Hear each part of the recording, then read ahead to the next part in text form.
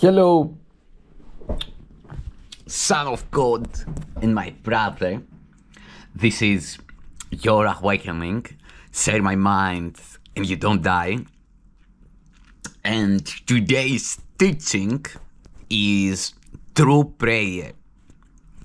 Prayer is the greatest gift with which God blessed His Son at His creation. It was then what it is to become the single voice creator and creation share. The song the Son sings to the Father, who returns the thanks it offers Him unto the Son. Endless the harmony and endless too the joyous concord of their love they give forever to each other. And in this, creation is extended. God gives thanks to His extension in His Son.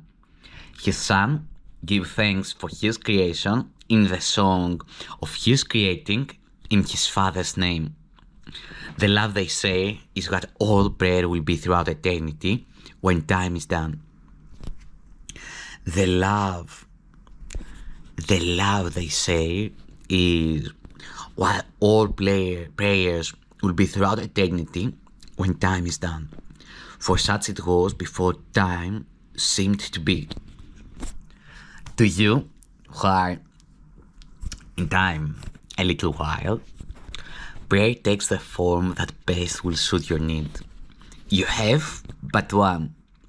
What God created one must recognize its oneness and rejoice that what illusions seemed to separate is one forever in the mind of God.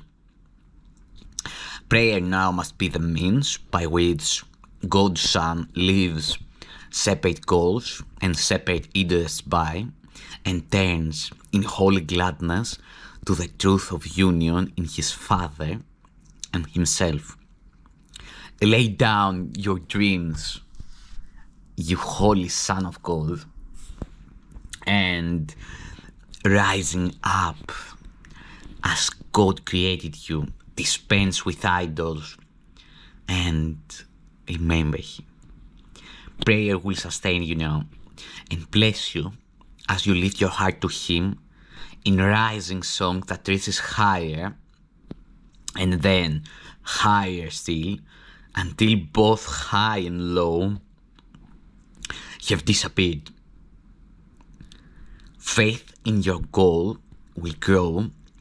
Faith in your goal will grow and hold you up as you ascend the shining stairway to the lawns of heaven and the gate of peace. For this is prayer, and here salvation is. This is the way.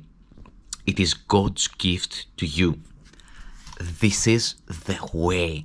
It is God's gift to you.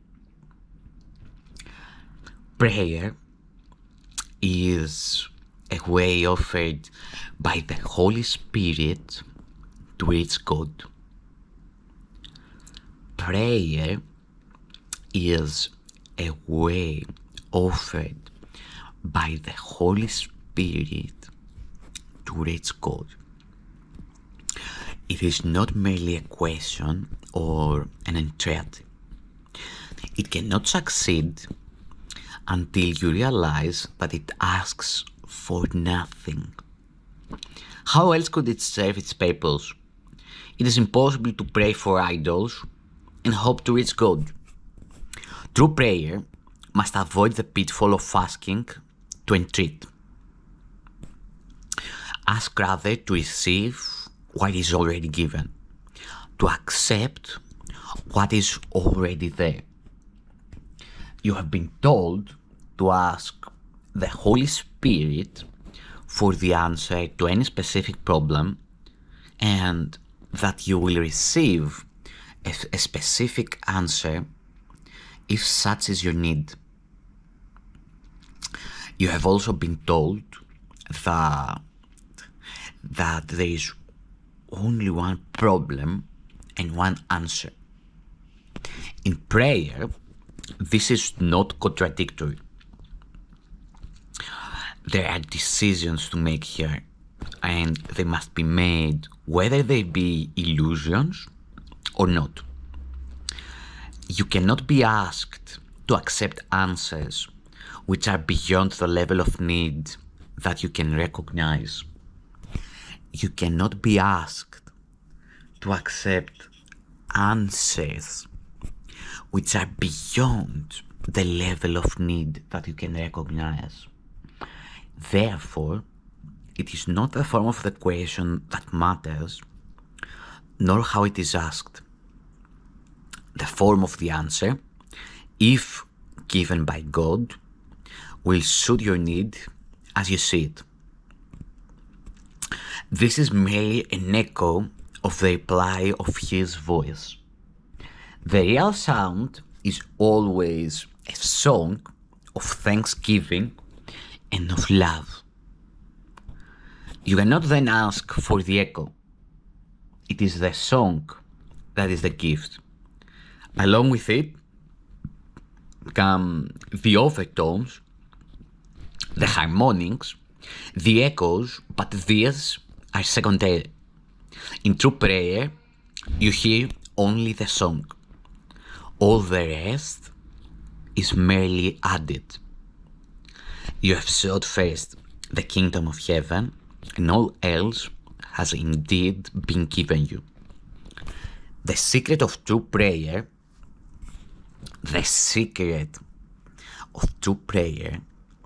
is to forget the things you think you need. To ask for the specific is much the same as to look on sin and then forgive it. Also, in the same way, in prayer you overlook your specific needs as you see them and let them go into God's hands. There, they become your gifts to Him, for they tell Him that you would have no gods before Him, no love but His. What could His answer be but your remembrance of Him? Can this be traded for a bit of trifling advice about a problem of an instant's duration? God answers only for eternity. But still, all little prayers are contained in this. Prayer is a stepping aside, a letting go, a quiet time of listening and loving. It should not be confused with supplication of any kind, because it is a way of remembering your holiness. Why should holiness entreat being fully entitled to everything love has to offer? And it is love you go in prayer.